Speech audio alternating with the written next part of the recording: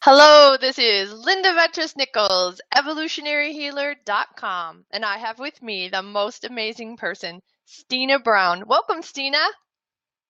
Thank you so much, Linda. So great to have you.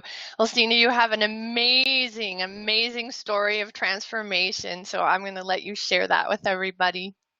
Absolutely. Thank you so much. Well, Linda, I'm so happy to be here and just to share with everybody how when I really stepped into being my whole self, just how Mhm. amazing that felt not to hold anything back anymore and to really feel all of this crazy good stuff happen when Yep. I made that shift. It was just so amazing. And I know that there's so many women out there who can relate to the feeling of being a stay-at-home mom or just anybody who's kind of stuck in the ho-hum, of their everyday life and going like, there's something more, there's something waiting for me, and knowing Right. that they're really ready to step into that. So now I work with mainly women, a couple guys here and there, but mainly women. Um, Yay for the guys. I you love know, guys. as an intuitive healer and alignment coach, really helping them to stay grounded as they seek their whole self and fuel their mission in their life. Very cool. I love it. Whoops, our slides aren't cooperating. We'll just cut that out. All right. So very cool. Yes. And believe in your magic. That's what you're all about. So believe in Yay. your magic. Tell us more about that, Steena. Well, my journey has kind of developed in a really interesting way. And one of the first things that happened for me was starting to believe in magic again and then finding out that it was actually inside of me. So, Nice. Very cool. I love it. All right. So own your own power. How did you own your own power, Steena? for me, it really started with deciding and really stepping into this place of knowing, like I said, that there was something within me and stopping the like looking everywhere else for it and Yep. really, taking the time to acknowledge that it was me, it was my power. Yep. Absolutely. And so you referred to decide. You made a decision. It's a choice. And even Mhm. when it comes to depression, at the end of the day, yes, there's all kinds of other things going against someone, the biochemistry, everything. But at the end of the day, people who have experienced depression will tell you, you know, it's still a choice. It is a decision, and it's very hard, but it can be done. So decide, Yes. yeah, decide that you are the magic. Oh, tell us more about that. I like it. Mm. Yeah, like you said, it comes down to a choice, and sometimes unfortunately we hit that like rock bottom where it's, I remember having two little ones and pumping full time, breast milk for my daughter and having two mobile babies and just going crazy and thinking like I just want a way out. Like it was, so overwhelming. Yep. But at some point you have to say like enough is enough. I'm Hmm. done being the victim Yeah. and I know that there's something else. And so it's really stepping into because I think that our power is mainly our ability to choose, is our ability to choose, how we feel. And so if you want to feel powerful, then choosing to feel that is really the first step that is, we can take all on our own. Yeah, and sometimes we don't know, okay, what is it that makes me powerful or what is it that makes me happy? Mhm. Because when we're happy, we're in our power, that's for sure. So, yeah, so you've Yeah. got listen to your womb. You've got some really interesting things to share that I think some women just, well, a lot of us, maybe all of us, haven't really gone there. And you bring a really unique teaching. So I would love for you to share that. Yeah, and I'll add to that really just a quick side note too that if there are women watching who have had a hysterectomy or otherwise altered their, reproductive organs physically, that this still totally applies. So I Wonderful. know that sometimes that's a question of like, if this has happened or that's happened or I have my tubes tied, like totally still there. Because they like there's even been scientific studies where like they cut a leaf and take a picture of the the energy of the leaf Mhm. and the rest of the leaf is still there. Like the leaf Oh, still thinks wow. that the rest of the leaf is there. Well, So yeah, that's just like if you have an amputation, phantom limb, mm, because yeah. energetically it is still there, right? Exactly. Yeah. So this piece about listening to your womb for me, I became a mom at 21, so I was a pretty young mom, and it really that was probably the first time I ever stepped into my power and started making decisions for myself. And I thought that I had all the pieces in place to have just the perfect birth that I wanted, and everything was going to be great. And then I ended up having a C-section with my first Mm. baby, and it was Wow. this awakening of, oh man, this wasn't really what I wanted. And at the time, I was just so thankful to have my new baby, and it was exciting. But, a year and a half later, I started to go, oh, I didn't feel like I was given the kind of compassion that I wanted and support. And so between my first baby and my second, I had two miscarriages. And Oh, wow. that was actually the experience that brought me the most into my power and into my body, because it was the first time that I trusted my body to do what it needed to do. And even though that meant a lot of working through a lot of grief and really just like letting things happen and waiting, which is often the Hmm. hardest part. Right. It was the first time that, I had a really supportive nurse practitioner who just kept telling me, your body's doing exactly what it needs to do. And Wow. so that just really brought me into a space of really curiosity about, my womb even more than I already was, and just going like, this is something really special, this connection that I have with my body now. And it really it kind of forced me to listen in ways that I hadn't listened before, and take care of myself in new ways, because I realized that my body wasn't quite ready to have another baby. Mhm. And I really needed to be taken care of. And so I got pregnant quite quickly with my daughter, my second child that I have now, right after the second miscarriage, which was not intentional. But Wow. it happened. She was a stubborn one, and she was there to stay. And I knew as soon as I was pregnant. But even then I had like some early spotting, and it was still that, like, my body calling me in, and my womb kind of calling me in, and just saying like, you need to listen, you need to take care of yourself. And Mm. so and when you're pregnant, it's like you can't really ignore it. There's a wiggly baby inside of you, and there's Right. this, Yeah. your stomach is swelling. But the challenge really comes then after that, and for women even who haven't had children, that we have a reminder every month to listen to our wombs. And with our menstrual cycle, it's not just when we're bleeding, but once you start to really tune into your own rhythms, you can, tune into the immense creativity that will happen when you are tapping into your ovulation. And when you Mm. are, if you're somebody who likes to follow the moon cycles, sometimes some women find that that's a really fun way to kind of sync up with their rhythm. But for me too, it was just learning with my daughter. I kind of got into a little bit more meditation and visualization, and in that way really bringing more awareness to the energy of my womb.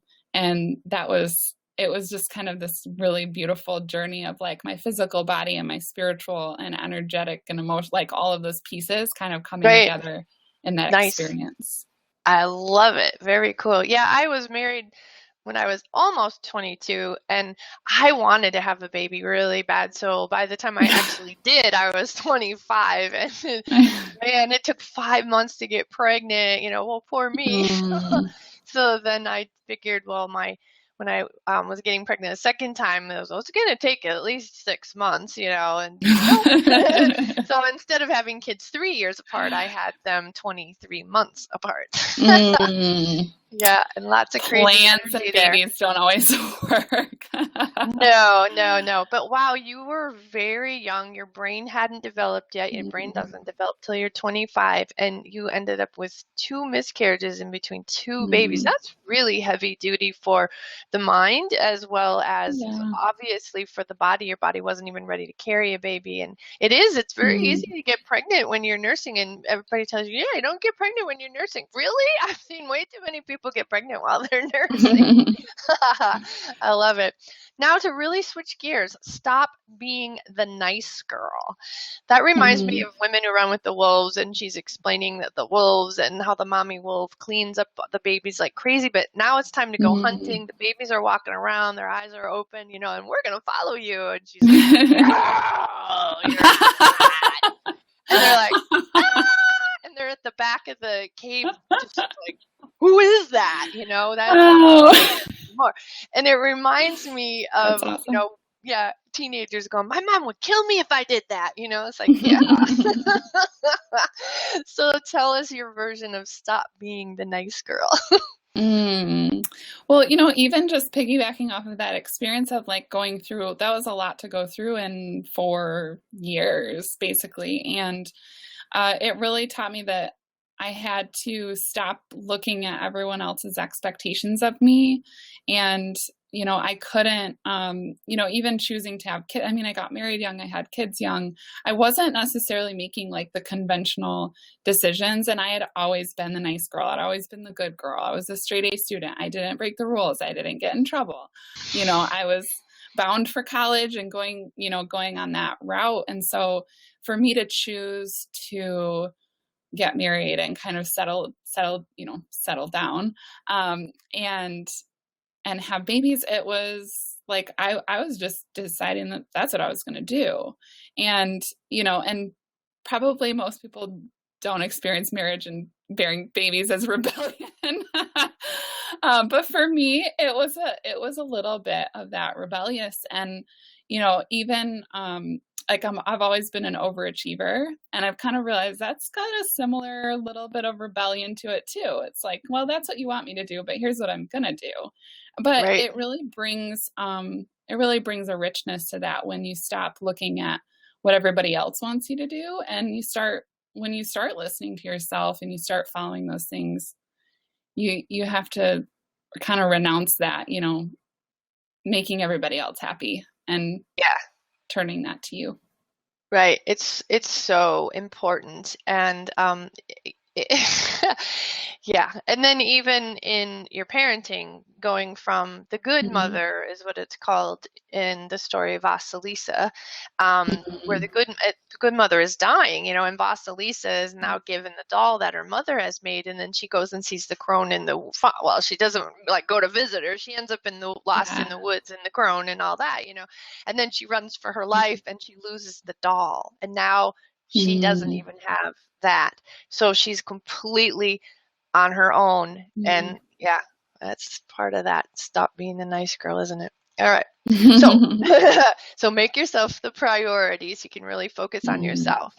Keep yourself alive and safe, right? So I love this. Self-care isn't a checklist. Tell us more about your perspective on that one. So one thing that as this, intuitive healer and coach and the kind of the world's circles that I run in, self-care is like everybody's talking about it, but people don't always really connect really deeply with that concept, because for me, it's become something that's like so much more than I'm just, I'm going to take a bath this day, or I'm going to read a book, or I'm going to have a cup of tea, or those kinds of things, which are great, do them, right? But if you start to make it a checklist, then it's, again, you're not listening, you're not really deeply connecting with what it means to take care of yourself. And so for me, going back to pregnancy, because when I was pregnant, I took darn good care of myself. I mean, I took a bath every night. I did an hour of yoga every night. I did meditation every day. I ate fabulous food. I was just like so conscious of taking care of myself because I wanted to take care of my baby. And that doesn't stop. It shouldn't start or stop at any point, but it does tend to stop when after you have kids, then your energy totally goes to them. But I think it still stands that, making yourself not enough of a priority, but the priority, and really setting the intention to take care of yourself as if everyone else's life depends on it and yours. Yeah, for sure. Brings like a richness to that, and it becomes more than just something to tick off your list, and it becomes a really juicy experience. So yeah, and there is a stage of initiation where you get to where it's like, I'm doing this for me and nobody else. The thing is, Mm-hmm. it comes full circle because it helps everybody else. Mama ain't happy, ain't nobody happy. So just Yeah. do whatever, Yeah, for me, if I'm starting to hit overwhelm or anything, I'll take a walk. It's like it's time for a walk. That's kind of Mm-hmm. my new one this year. And Mm-hmm. yeah, so good. Okay, and then learn to say no. Oh my gosh, that's such a female thing to guilt to say no. So yeah, that's kind of Yes. more the mommy of the grade school age, because you want the Mm. other mommies to like you, and you want all the kids to like your kids and be happy and Yes. blah blah blah. So then it's like, oh, you want to serve on this committee, and church is another one too. He's like, oh sure, Mm. he's like, oh, how am I going to manage that, right? And that learning to say no. You learn that maybe by the time the kids are in high school if you're lucky. Well, let's hope that we can help, a few people learn it a little sooner. I know we can, for sure. Very Yeah. cool. It's Do you have funny something that to you add? say, yeah, it's just funny that you say grade school. The just really quick, like the one thing that has helped me the most in saying no is this quick little method that where you say yes, no, yes. It's this little pattern. So the example that stuck with me was, somebody calls you up and says, "Can you bake 5 dozen cookies for my kid, for this bake sale?" And you're like swamped and you can't do it, but you want to help because it's for a good cause. And you would say something like, "Oh my gosh, I love what you're doing. And you're right, I love baking. Right now is not the best time for me, but I would love to hang up some flyers for you at X, Y, and Z places that I'll be this week. Or I could pick up a Nice. dozen cookies from Meyer, Yeah, and donate those." But like it's like very cool. affirming what someone asked you, saying no, and then you can or you can't. It doesn't matter if you add the last thing. You can just say no. But Yeah. it's kind of it's a nice way, a nice little trick. So, Yeah, and that's so important for us women because when someone does say no to us, we tend to take it personally. So if someone is affirming, that we got brave enough to ask, right? yeah. That's just think about, in sales and clients and entrepreneurship and stuff, you get brave enough to ask. You really don't want to hear the no. So to hear an Yeah. affirming whatever, how you said it, affirming no, yeah, that's a Mhm. beautiful thing. And I believe that as women, we deserve to be well supported, and that is a beautiful way of showing support for another woman. I like Mm. it. Hmm. Yeah. Yeah, they really can respect your no. So very cool that you Yes. actually did put some thought to your no. So cool. Mhm. Okay, so then let yourself be happy. I know for me, I don't manifest if I'm not happy, and my husband knows that one. So that's how I get my support. He keeps Yes. me happy, so I'll manifest, right? Mm. Yeah. It's so important. Just to step into that openness is really Hmm. where that comes from me. It's just let yourself be happy. It doesn't have to be Yep. make yourself happy. Just let Yeah. yourself be happy. Yeah, absolutely. You deserve it, and so just be, Mhm. And if you're not, then take a look at why. Mm. Cool. Mhm. Alrighty. And then expand your sisterhood. Tell us more about that. Kind of that support idea, right?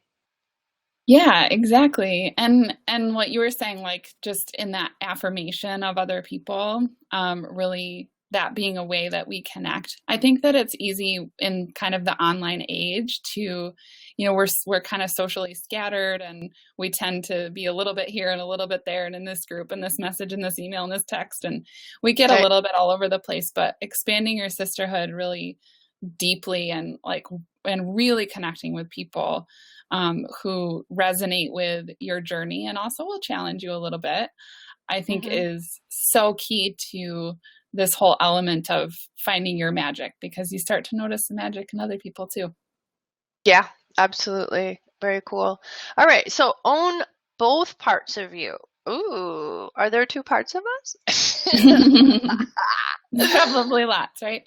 Yeah, I Yeah. think for me it's the parts, they're not necessarily separate, right? But just kind of all of these different parts of us where, it's kind of our own little paradox. We're the good girl and the bad girl, and we're the mom and the vixen, and we're all of these different things that, we have some people might say it's your shadow self, or it's, that kind of, the ego, and there's oodles and oodles of names, but it's really Mm-hmm. claiming all those different parts of you so that you can really show up fully as who you are.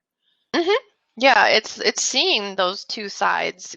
And if you take any kind of probably a little more transformational spiritual uh, assessments, they'll show you those two sides. And really, if you Yeah. think about it, if you're very generous, you can be generous to a fault, and those are your two Mhm. sides, right? So, Yeah. same idea. Cool. And then invest your energy. What were you saying there? Invest your energy. Yeah, so I will tie this a little bit back to the yes, no, yes thing, is that I've had to learn that I have to invest my energy in the right relationships in the right way most of the time. Like if I have a family gathering, it may not be like at the top of my joy list that is going to be super recharging, right? But I love my family, and I'll do a big group thing even if it's a little uncomfortable. But it's investing my energy, like, probably 80-20 rule, right? Like 80% of the time or 90% of the time, I want to be like, I love being one-on-one chatting with people. I love being in coffee shops and having those intimate conversations, or really small groups, but I also love being on stage and presenting. So those are kind of like my places where, like, those are the kind of, I'm going for the feeling of it, right? Not necessarily that I Right. have to be on stage all the time, but just the feeling of investing my energy in those places where I blossom, because that makes everyone else really excited about it. And that's Mm-hmm. recharging for me and encouraging and inspiring for them, instead of me being resentful that I'm in places I don't want to be, or in gatherings that aren't really my thing, and Mm-hmm. just channeling that to create that, again, that sisterhood. That's really, Yeah, really I know good. when I get around people, I manifest, like, then come home and like manifest. It's pretty typical to like go out, get Mm. around people, come home, get a new client, or find one when I'm out on top of it. Like what Yeah. happened today, it was like, what? Like, really cool. Just had the most Yeah. splendid day today. So, Because okay. we were Well, playing and having fun. I was. It was so great. And she approached us on top of it, and it's such just like, So oh cool. man, that small world feel. Yeah. And so when I love to extrovert, I don't get my energy from it, and yet it helps Hmm. me to manifest. So um I get to have, like, if I'm going to really get out and do that extroverting, then I want to be sure that I have a couple of low key days afterwards instead of one Mm. intense day after another. Yes, Otherwise, yeah, exactly. because when I get alone, and I mean like alone, like, love it if the husband just Yes. leaves, takes the dogs. Yes. Yeah, I'll at Quiet. least shut. Quiet. Yeah, I'll at least shut the bathroom or the bedroom door, Yes. and get some me time, right? So cool. Hmm. And then celebrate. I have My husband and I work together, so we have a happy dance. We get a new client, and we play, our favorite happy dance song, and our dogs know that song. It's like, ooh. So, and then we went Oh, into wearing fedoras, and my husband bought the dogs little baby straw fedoras, and so, and they kind of go, "Do we have to put those on?" So we quit doing that. We quit torturing the dogs, but yeah. So I celebrate. Well, love that. tell us more about celebrate and how you celebrate. Well, I'm totally with you on the victory dance, and, celebrating with dance, and that's just like, it's such a lighthearted way to celebrate. For me, like, celebrating when we're talking about like sisterhood and even in ourselves, like you were mentioning, manifesting, and that's something that, like, that's totally my jive, and I love that energy of like creation, and it also stems from like that womb energy that we talked about, that deep creativity. So celebrating for me, like, I'm even learning to look back at my life and celebrate things that kind of went under celebrated before, and say, like, man, I was only 10 when that happened, but man, that was exciting, and I love that about me. And and just like getting back into that playfulness, and then celebrating other people. Like, if I'm ever feeling like kind of ho hum, or like not kind of in a funk or something, like, I swear, if I go on Facebook and I'll go into some of my favorite groups and just like cheer on, 5 other people, or just like say something like really like really true and heartfelt about who they are or how they're showing up or whatever. It's just like something to celebrate them. And it's like without fail, you feel like you just, increase your energy and vibration by so much just by celebrating. Because it's, again, it's that playfulness and that fun and just really being in the moment, because you can't, like, we don't celebrate things that aren't in the moment. Like when you're Right. celebrating, you're super excited and like you're having a little party. So Yeah, absolutely. Oh, I like that. That's really great. That makes a whole lot of sense too. Very cool. All right, so let's review. Expand your sisterhood, so get that support. And that's a great way you're celebrating in your sisterhood, to go out to your Facebook groups and cheer them on. And Mm, I love that. Anything else you want to kind yes. of, in summary, talk about with expand your sisterhood? Anything else coming up for you? I think to like take it offline once in a while, even if that means Mhm. Skype, like it's Yeah. like you'd be surprised how many people, if they're far away, if you just say, hey, you want to have a Skype chat? Like most people be like, oh my gosh, yes, because it's just fun to see faces. So Mhm. even if you can't find kind of your tribe locally, just those face-to-face times are really special. Yeah, I just Skyped with Costa Rica yesterday, and it was so much fun. And Woo! I tend not to do the Skype because I really love being at that soul to soul level with people, which you do that on the phone. And we get more Yeah. ego to ego when we're face to face. So I don't Mm, normally do it. And it was seriously refreshing to just get around another woman's energy, that more face to face energy. It was really fun. And I'm going to yeah. implement that. The first phone call can be on the phone, and then get some more of that face-to-face time. Mm, Cool. love All that. right. So make yourself the priority. Yeah. Tell us more. Sum it up. Um, Yeah, my first thought was like, just ditch the guilt. Just, we can just let that go and set it aside and, clear that away, because that's the biggest thing I hear is I just feel guilty for that. And I promise if you start making that a practice, the guilt just it fades because you see the magic happen and then you're like, I'm not going to feel guilty about that anymore. Yeah. Yeah, that is very much a part of different initiation stages for a woman to get over Mhm. that one. That's a biggie. Yeah. Very cool. Okay, and then expand. Oh, we've got that on there twice. Oh, We goofed.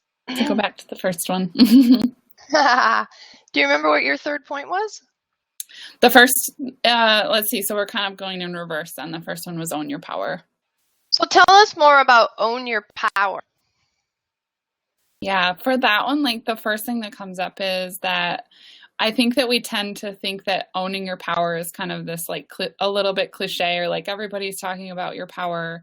And and I think that only happens though when we're not going inside of ourselves. So we're still looking to other people. So it just goes back to that, like, stop being the nice girl. You start to listen into your body and you just really are claiming it from that deeper inner, core place instead of still looking at everybody else. Just stop looking at everybody else. I know, right? That whole Own your comparison. magic. Your magic. Own Your your magic. That's cool. And you power. have an amazing gift for everybody.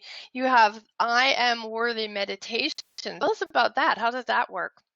Yeah, so these are some audio recordings that I created specifically for, all the lovely ladies that I've met and just are kind of in that place of like, I'm just not feeling that like deep well of, value and worth and confidence. And so this is really to support women in a way that is like super easy and you don't have to think about this. You don't have to plan a whole lot. Each one of the meditations is under 20 minutes, so you can easily, stick these in little breaks that you have, and they're just these really juicy meditations and visualizations guided. Everything's guided, so it's super easy to use them, and they'll come to you over the course of 5 days. You'll get one recording each day, and it really is just to get you in that space. And some of it is a little bit more womb focused and kind of get you in that. One of them is a movement. We were talking about dance. One of them's a little bit more movement oriented. So really gets you in that space of listening to your body and just feeling that source of power and magic inside of you. That is so cool. Thank you so much for going to all the trouble of making that up for everybody. That's wonderful. And Yeah. just go back out to your email, and below Steena's picture and bio is the link that you see here. But you can just go right back to your email, click that link. You'll be right out there. Register for her free gift. You're not going to want to miss this. This is good, cool stuff. So thank you, Steena. Awesome. Appreciate your gift as well. Yes.